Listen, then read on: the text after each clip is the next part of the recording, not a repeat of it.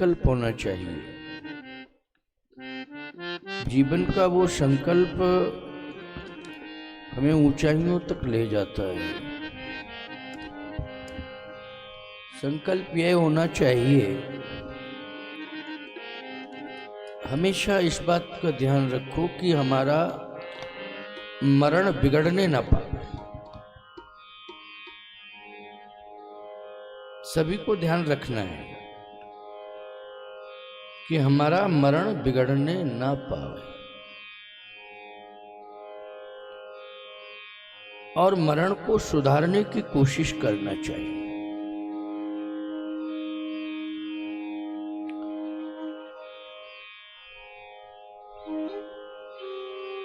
आप सभी ने रामायण को कई बार सुना है।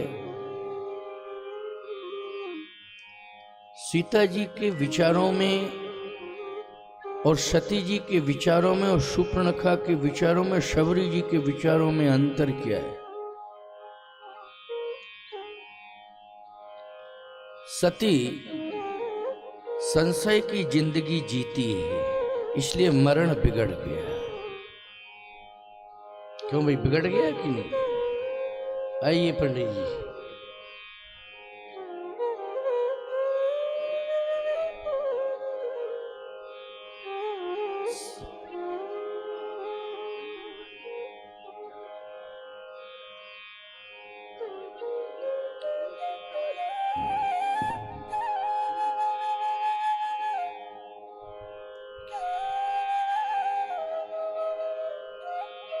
प्रश्न है, संशय किसके जीवन में है?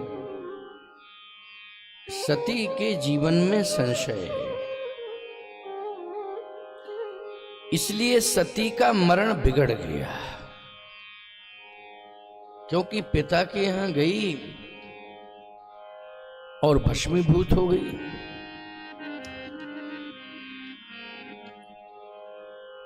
योगाग्नि में ये जली है, लेकिन आखिर मरण बिगड़ा है कि नहीं? मरण बिगड़ा है।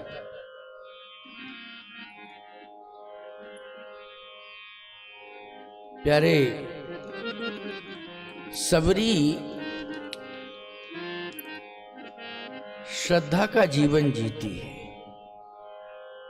उसके जीवन में क्या है? श्रद्धा है। इसलिए सबरी का मरण इतना अच्छा सुधर गया कि जब उसने प्राण त्याग किया तो एक ज्योति तैयार हो गई, और ज्योति वो सीधी भगवान के धाम चली, भगवान के सामने।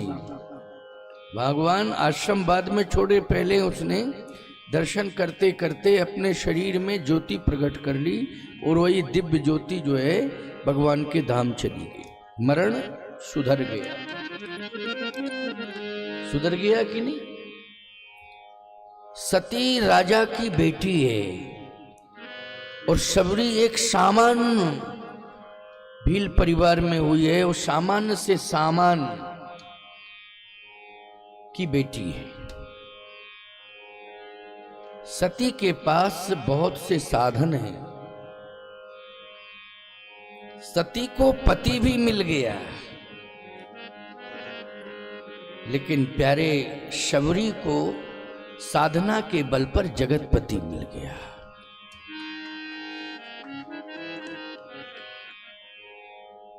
उसने पति की इच्छा ही नहीं रखी, जगतपति मिला डायरेक्ट।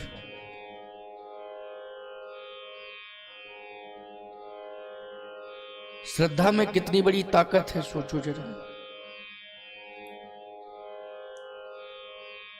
राजा की बेटी सती है, संशय की जिंदगी जीती है। और एक बात बताएं आपको, हरिद्वार कनखल में उसका जन्म हुआ, तीर्थ में। दक्ष जी कहां के राजा थे? कनखल। कनखल हरिद्वार, गंगा के तट पर तीर्थ, और वो भी हरिद्वार। तीर्थ में जन्म लिया, हरिद्वार में, ससुराल कैलाश के शिखर पर हैं। हरिद्वार से और ऊंचाई पे चढ़ जाइए आप, वो ससुराल है, और पति महादेव।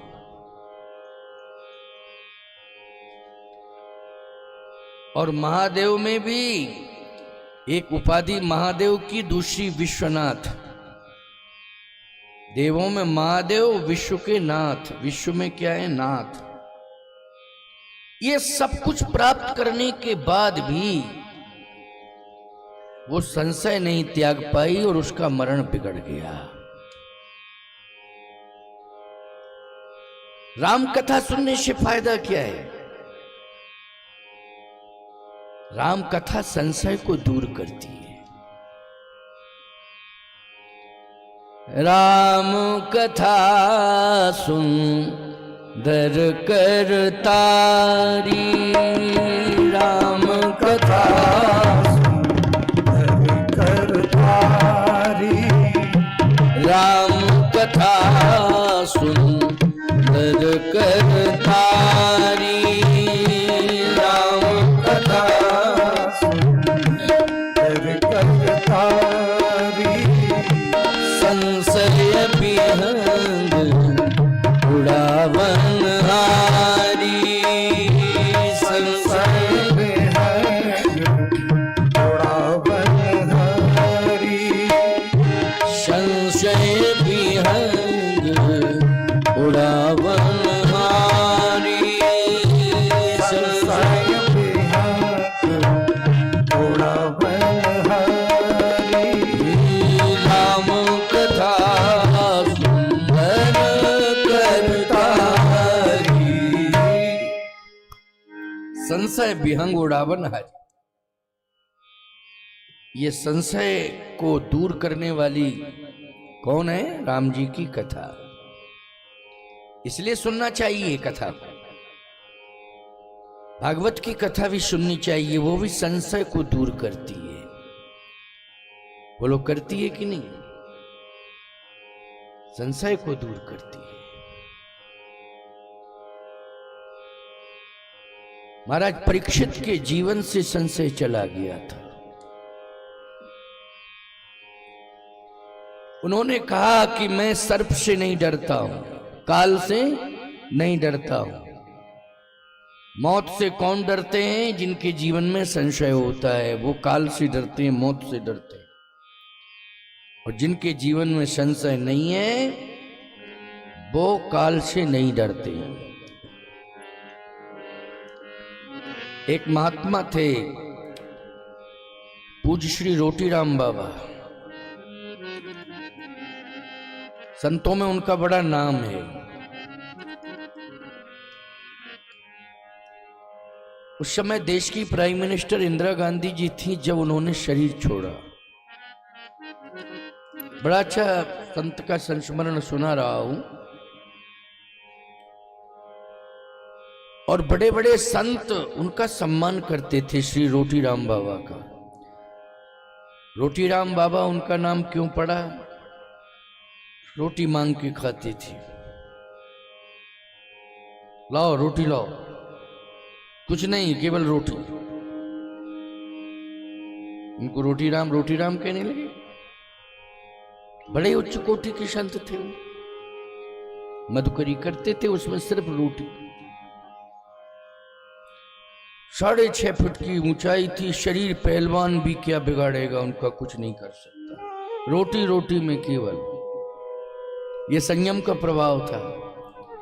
हैं? तुम पता नहीं क्या क्या खा रहे हो, फिर भी नहीं पता चल रहा है, तुम्हारे शरीर में कुछ लग ही नहीं रहा है। कह रहे हो महाराज बहुत तकलीफ है, क्या है?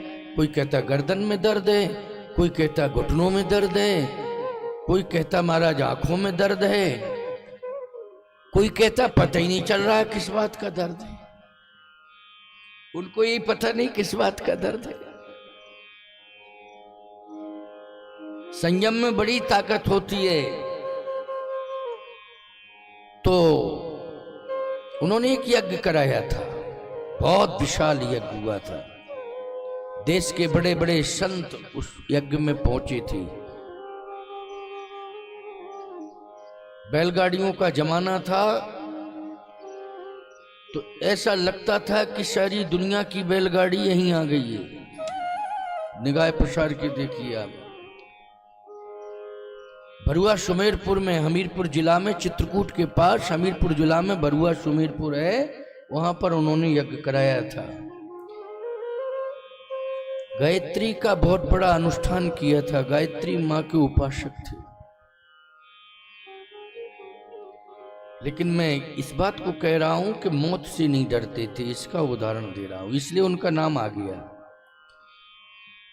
उस पुराने जमाने में सन 84-82 की बात है, बहुत धन बच गया था यज्ञ में। तो उन्होंने कहा कि एक विद्यालय खोल दो, इससे बहुत अच्छा विद्यालय जिससे पूरे क्षेत्र के बच्चे पढ़ें, शिक्षित हों, क्योंकि उस समय शिक्षा का इतना प्रचार प्रसार नहीं था। कहा बच्चे पढ़ें, इसलिए बहुत बड़ा विद्यालय खोलो। जिस व्यक्ति को जिम्मेवारी दी थी उस व्यक्ति ने 3 साल तक उसको टाला, 2 साल तक, 3 नहीं 2 साल तक। उन्होंने एक दिन डांट दिया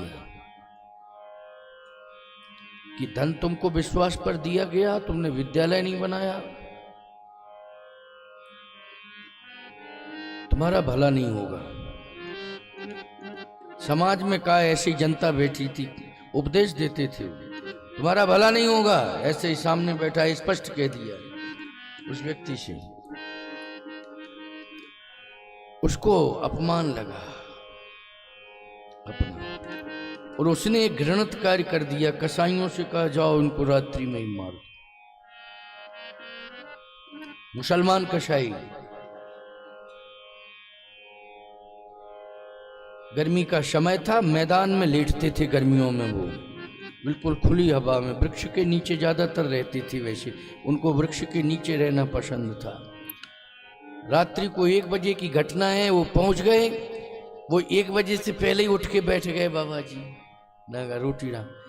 अब वो भागने लगे सब, अरे वो इधर आओ इधर आओ, कहाँ जा रहे हो, इधर आओ इधर आओ इधर आओ, हम तुम्हारे इंतजार में ही बैठे थे। वो भागना शुरू किया। उन्होंने कहा नहीं नहीं भागना मत, नहीं सुबह तुम मारे जाओगे, जिस कार्य को करने आए हो वो काम करो,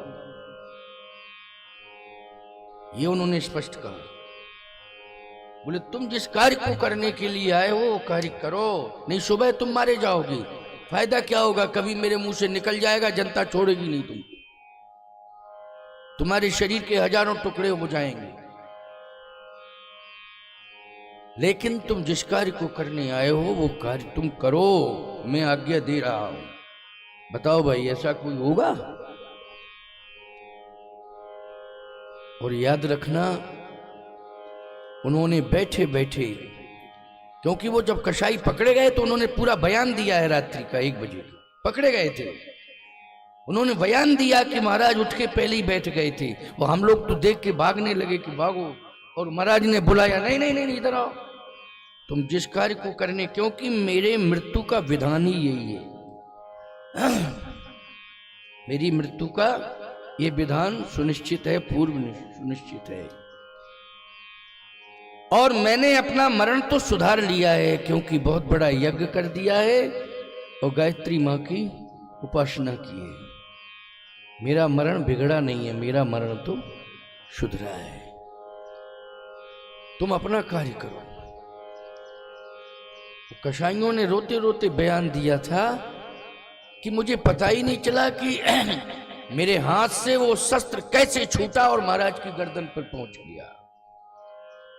हाथ मेरे काम ही नहीं कर रहे थे। बहाई ना हाथ दायरिस छाती, परशुराम जी के प्रसंग में, बहाई ना हाथ दायरिस छाती, भाग कुठार कुंठित नृप घाती। उन्होंने रोते रोते बयान दिया कि पता ही नहीं चला कि मेरे हाथ से शस्त्र कब पहुंच गया हुआ।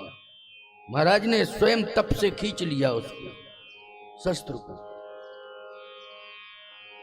प्यारे, इसके बाद जिस व्यक्ति ने यह षड्यंत्र रचा था वो व्यक्ति 5 साल तक जिंदा रहा, भोजन नहीं कर पाता था। थाली आती थी, सामने कीड़े दिखाई देते थे, दाल में, रोटी में, चटनी में, सब में कीड़े।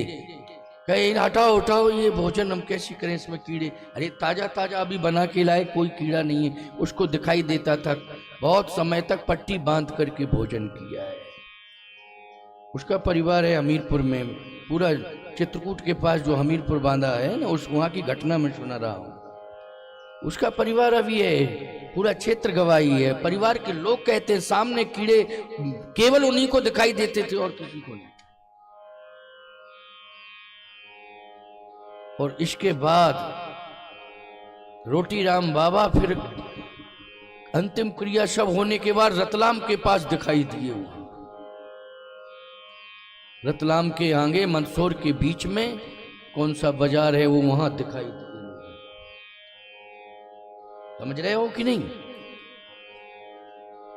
तो याद रखना, संत संत होते, समझ रहे हो? काल से वो डरते नहीं है, काल ही उनसे डरता है। लेकिन याद रखना, जो भगवान की कथा सुनता है, ये प्रमाण है कि उसका संशय दूर हो जाता है और अंत में उसका मरण सुधर जाता है। परीक्षित जैसा विमान उसके लिए आ जाता है और भगवान के धाम चला जाता है। अकाल मृत्यु सर्पदंश से ही अकाल मृत्यु होती है। किसी शस्त्र से मरना ये अकाल मृत्यु है। लेकिन ये कलयुग का प्रमाण मैंने बताया, रोटी राम बाबा का कलयुग का प्रमाण बताया। बहुत अच्छे संत थे।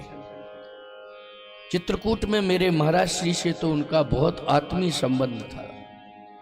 बहुत जाते थे चित्रकूट, लोग दौड़ पड़ते थे उनका दर्शन करने के लिए। मरने के बाद उनका दर्शन वहां हुआ है। कहां? मंदसौर के बाद उसी स्वरूप में हुआ है। ऐसा नहीं कि परिवर्तन हो गया हो, वही बिल्कुल रोटी राम बाबा का जैसा स्वरूप था वैसा ही। वहां भी उनकी एक गौशाला बनी हुई है अभी भी मंदसौर के पास। वो गांव का नाम नहीं आ रहा है, मंदसौर के बीच में है।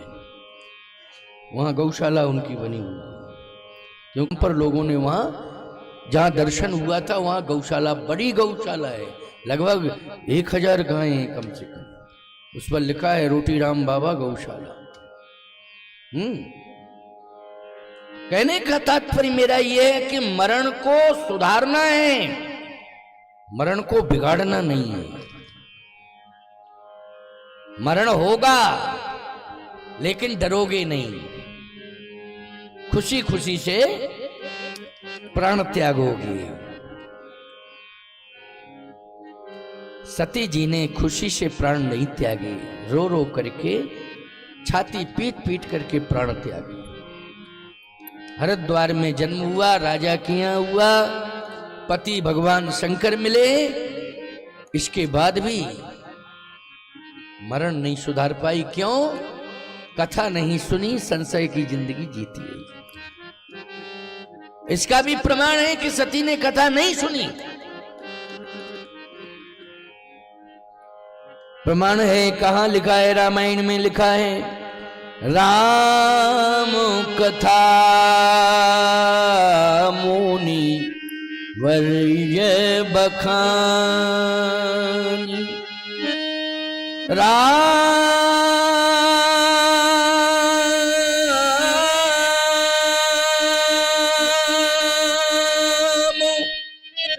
कथा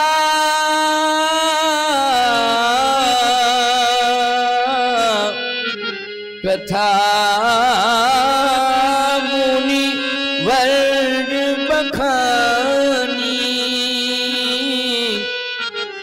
सुनी महेश परम सुख मानी।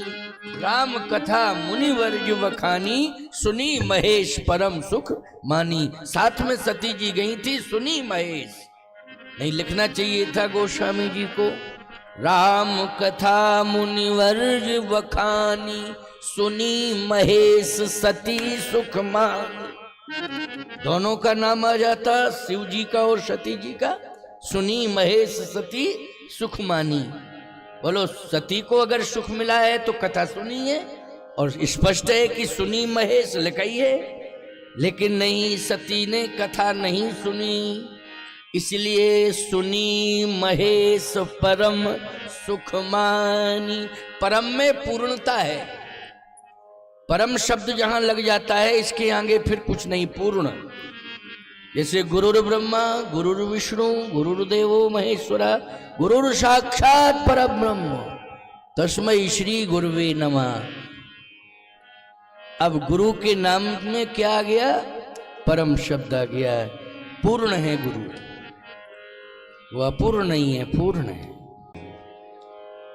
चर्चा चल रही थी कि संशय की जिंदगी अच्छी नहीं होती है। जैसे पति पत्नी के बीच में संशय आ जाए तो बोलो विवाद खड़ा हो जाता है कि नहीं हो जाता है? विवाद खड़ा हो जाता है तुरंत संशय के कारण। जैसे तुम घर से निकले, मोबाइल है तुम्हारे पास, पत्नी के मन में अगर कोई संशय है तो 15 मिनट बाद फोन करेगी, हेलो कहाँ हो फलांजे, हम जानते हैं तुम कहाँ हो, झूठ बोलते हो। बोलो है संशय कि नहीं? ये क्या है ही? ये संशय है। विवाद खड़ा हो गया, दूर करो। पति पत्नी दोनों बैठ के कथा सुने, संशय दूर होगा। और सती की तरह नहीं बैठना है कथा में, सबरी की तरह बैठना है कथा में। सबरी जी की बात सुना दें जरा, क्योंकि सती, सबरी, सीता, शूर्पणखा, सा सा सा, क्यों भाई? है ना? सबरी की तरह कथा सुनना है। एक बात बताऊं, सबरी घर से निकली, क्यों निकली थी घर से? क्योंकि वातावरण विषाक्त हो गया था घर का। सबरी का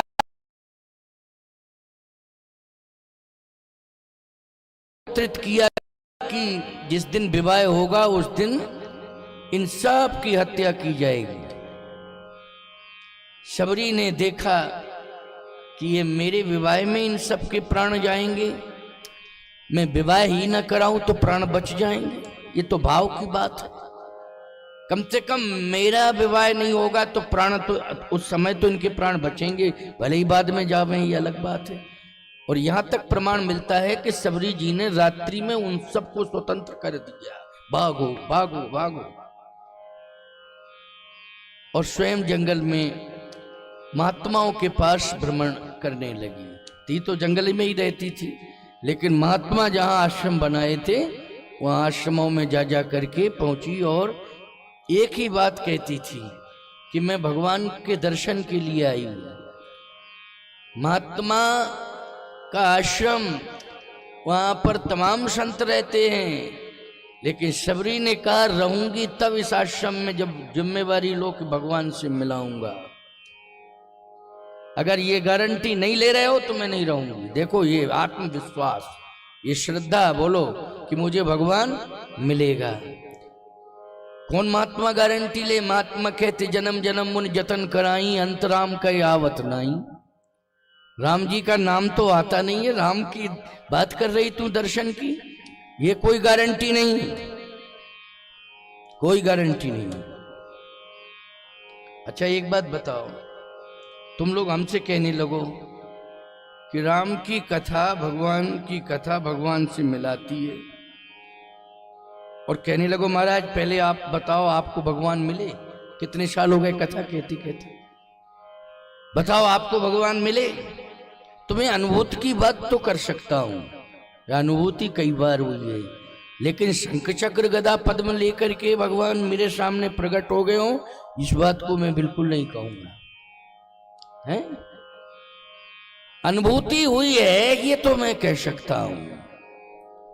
तो सावधानी से सुनना मेरी बात को। ये प्रश्न यदि श्रोताओं का है कि भगवान की कथा सुनने से भगवान मिलता है, तो फिर आपको भगवान मिला क्या? आप रेलवे स्टेशन जाकर के स्टेशन मास्टर से ये कह सकते हैं कि जहां का टिकट मुझे दे रहे हो तुम क्या गए हो?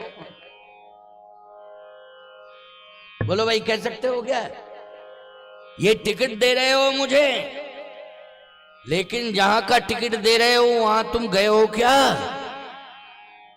जैसे आपने कहा कि मुझे अयोध्या जाना है रामलला का दर्शन करने, और आपका समीपस्थ स्टेशन या तो होगा गाडरवारा या करेली होगा। कौन सा स्टेशन है यहाँ पास में?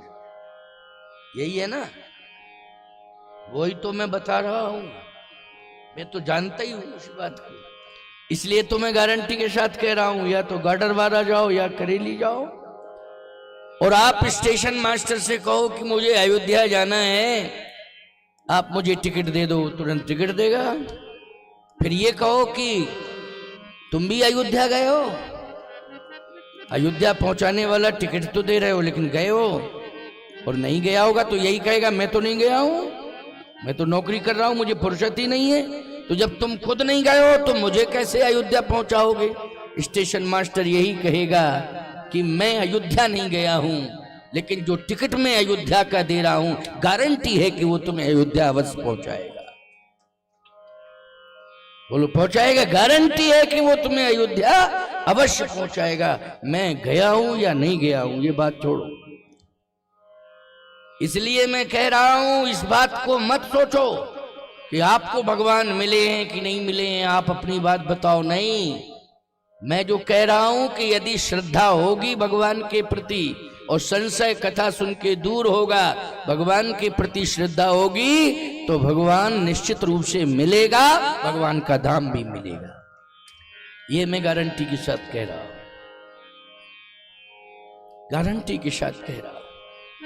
ये आवश्यक नहीं है कि बेटा कलेक्टर बन गया तो बाप भी कलेक्टर रहा होगा, नहीं है। और किसी बेटे ने या बाप ने बेटे से कहा कि मैं तुझे कलेक्टर बनाऊंगा, और बेटा कहे तुम कलेक्टर बने हो क्या जो मुझे कलेक्टर बनाओगे? ये तर्क अच्छा नहीं है, उचित नहीं है। क्यों भाई? प्रयत्न है, प्रयास है, और पूरे मनोयोग के साथ यदि आपका बेटा ये संकल्प ले ले और पूरी मेहनत कर ले, वो निष्ठा पूर्वक पढ़े, तो बोलो भाई उसका संकल्प अवश्य ही पूरा होगा, भगवान भी मददगार होगा। तमाम गरीबों के लड़के जो है बड़े बड़े ऊंचे पद पर पहुंच गए, अधिकारी बन गए। बोलो, बन गए कि नहीं बन गए? मोदी जी के लिए तो बार बार लोग कहते हैं, वो विपक्षी लोग, हमें चाय बेचने वाला, चाय बेचने वाला। लेकिन याद रखना, चाय बेचने वाला कहां पहुंच गया? बोलो भाई, हैं? चाय बेचने वाला इतनी ऊंचाई पर पहुंच गया कि पूरी दुनिया में उसकी चाय हो गई। चाय की जगह चाय। क्यों भाई? चाय की जगह चाय। इसलिए मैं कह रहा हूं, ये संशय की बात मत किया करो, भ्रम की बात मत किया करो। ना अपने पिता से कहो, ना संत से करो संशय की बात, और ना ही किसी विद्वान से करो, ना ही किसी बुजुर्ग से करो। श्रद्धा रखो बस। क्या? श्रद्धा। संशय से सब चला जाएगा और श्रद्धा से गया हुआ वापस आ जाएगा। ये सूत्र दे रहा हूं आपको, नवरात्रि के पावन पर्व पर दे रहा हूं सूत्र। ये बहुत बड़ी बात है, आप सबके लिए आधार है। जीवन को सुधारने के लिए, मरण को सुधारने के लिए ये बहुत बड़ा आधार है। आज सबरी ने और आश्रमों में जाकर के महात्माओं से पूछा कि आप क्या मुझे भगवान से मिलाएंगे, भगवान का दर्शन कराएंगे? किसी महात्मा ने गारंटी नहीं ली। एक महात्मा मिला खोजते खोजते, मतंग ऋषि। सबरी वहीं पहुंच गई मतंग ऋषि के पास, यही निवेदन किया। मतंग ऋषि ने कहा हाँ भगवान मिलेंगे मिलेंगे मिलेंगे, guarantee guarantee guarantee guarantee. Tulsidas ji ने भी गारंटी ली है कलयुग में। जमानत, गारंटी, जिम्मेवारी। क्या जिम्मेदारी ली है, क्या गारंटी ली है, कौन सी जमानत ली है? कलयुग में तुलसीदास जी ने ली।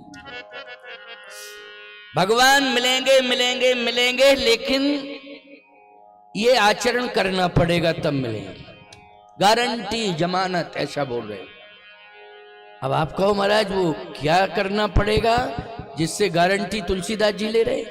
तुलसीदास जी ने दोहावली में लिखा है, सत बचन और दीनता परतीय मातु समान, ओ इतने पर हरि नाम मिले तो तुलसीदास जवान।